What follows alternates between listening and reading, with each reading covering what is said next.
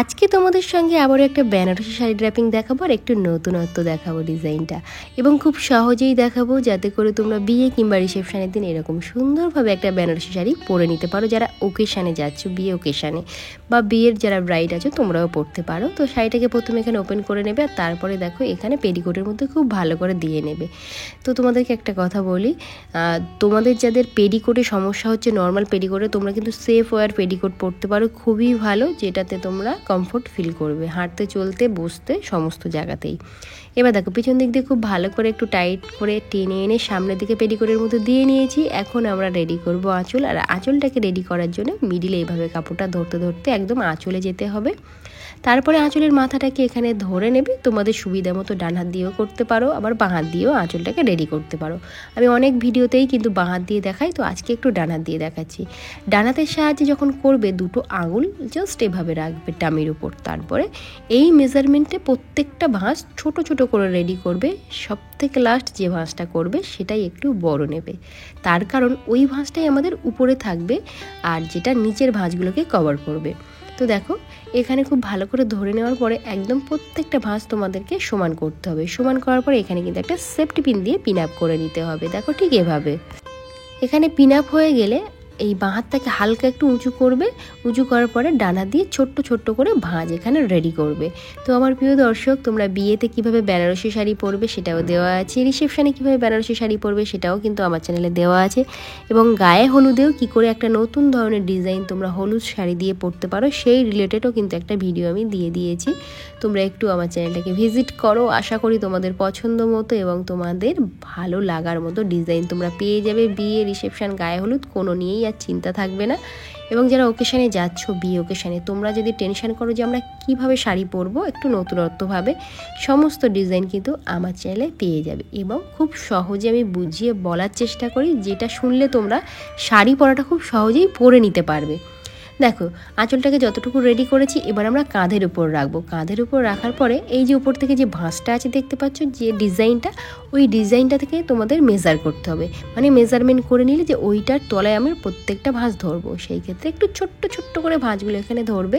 যদি মনে হয় কোনো ভাঁজ একটু ছোট্ট হয়ে গেছে, সেটাকে একটু বড় করে নেবে, আর বড় ভাঁজটাকে একটু ছোট করে নেবে যাতে উপরের ভাঁজ থেকে না দেখা যায়।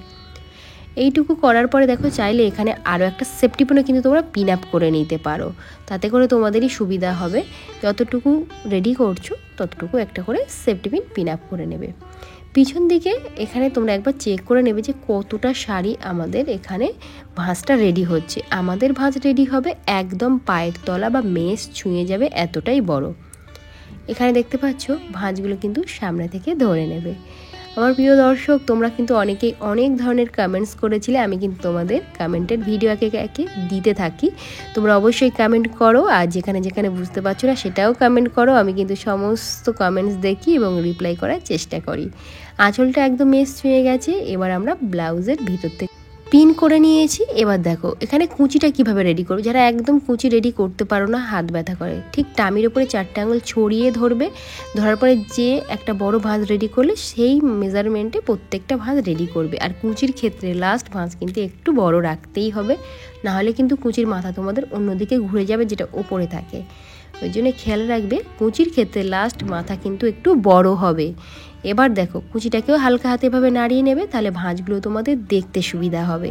এখানে একটা একটা করে ধরে নিলাম। আর সবার প্রথমে প্রশ্নটার উত্তরটা দিয়ে নিই। প্রশ্ন করার আগে, শাড়িটা কোথা থেকে নিয়েছো দিদি, এইটা তোমরা প্রত্যেকটা ভিডিওতে কমেন্টস করো।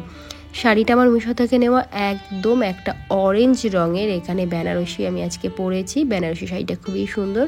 যারা একটু ডিফারেন্ট রঙ পছন্দ করো, অরেঞ্জটা কিন্তু বেশ সুন্দর একটা কালার, দেখতেই পাচ্ছ খুব সুন্দর একদম কমলা রঙের একটা শাড়ি। তো এখানে কুচির যে পিছনে প্লেটগুলো ছিল সেগুলোকে হালকা একটু উঁচু করে নেবে। নেওয়ার পরে টামিটাকে একটু ভিতরের দিকে টেনে এক্সট্রা কাপড়টা পেটিকোটের মধ্যে খুব ভালো করে দিয়ে নেবে। একটা জিনিস তোমাদেরকে দেখাই, যেটা খুব ভালো করে খেয়াল করবে, ঠিক ডান সাইডে যে এক্সট্রা কাপড়টা আছে এটা এখানেই জাস্ট অনেক আছে টাক করে দাও, সেক্ষেত্রে কিন্তু ভালো লাগে না। ওটাকে টেনে টেনে টাক করতে করতে একদম পিছন দিকে নিয়ে যাবে, যত সময় না এদিকটা সুন্দর হচ্ছে। ঠিক তারপরে এই ভাঁজটাকে নিয়ে আমি পেটিকোটের মধ্যে দিয়ে নিয়েছি। এবার একটা একটা করে ভাঁজ এখানে আমরা বার করবো আর হাত দিয়ে চেপে নেব।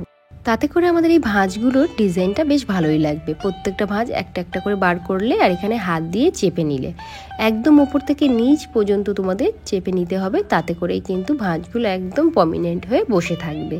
তো দেখো এখানে যেহেতু আমি ছোটো ছোটো করে ভাঁজ ধরেছিলাম, এক্ষেত্রে অসুবিধা হতে পারে তোমাদের, সেক্ষেত্রে তোমরা সেফটি পিন পিন আপ করে নেবে। ঠিক এই ভিতর থেকে 3টে 4টে ভাঁজটাকে রেডি করার পরে এখানে একটা আমরা একদমই 3টে ভাঁজকে একসঙ্গে নিয়ে এখানে পিন আপ করে নিচ্ছি। দেখতে পাচ্ছ ছোট্ট একটা সেফটি পিন এখানে পিন আপ করে নেবে।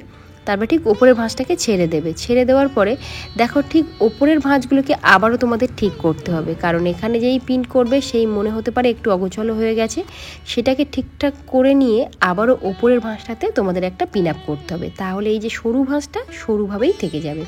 ঠিক ওপরের ভাঁজটাকে সরিয়ে নিয়েই কিন্তু একটা আমরা এখানে সেফটি পিনটা পিন আপ করবো। দেখতে পাচ্ছ, দেখে নিলাম একদম সমস্ত কিছু পারফেক্ট আছে। এবার একটা সেফটি পিন ঠিক ওপরের ভাঁজটাকে সরিয়ে একটু নিচের দিকে, মানে হাঁটুর নিচেই বা হাঁটুর একটু উপরেই তোমরা পিন আপটা করতে পারো। দেখো যেখানে ভাঁজটা তোমাদের অসুবিধা মনে হবে ঠিক সেখানেই কিন্তু পিন আপটা রেডি করে নেবে। ভাঁজগুলো কিন্তু এভাবেই সুন্দরভাবে থাকবে। এখন আমাদের আঁচলটাকে সামনে আনতে হবে। আঁচলে যে কটা সেফটি পিন ছিল প্রত্যেকটা সেফটি পিন এখানে আমরা ওপেন করে নেব।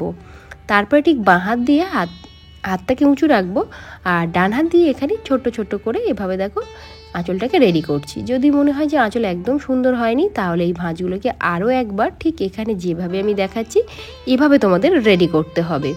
দেখতে পাচ্ছ, এবার একটা সেফটি পিন কিন্তু এখানে তোমরা পিন আপ করে নিতে পারো, তাহলে ভাঁজগুলো সুন্দরভাবে থাকে।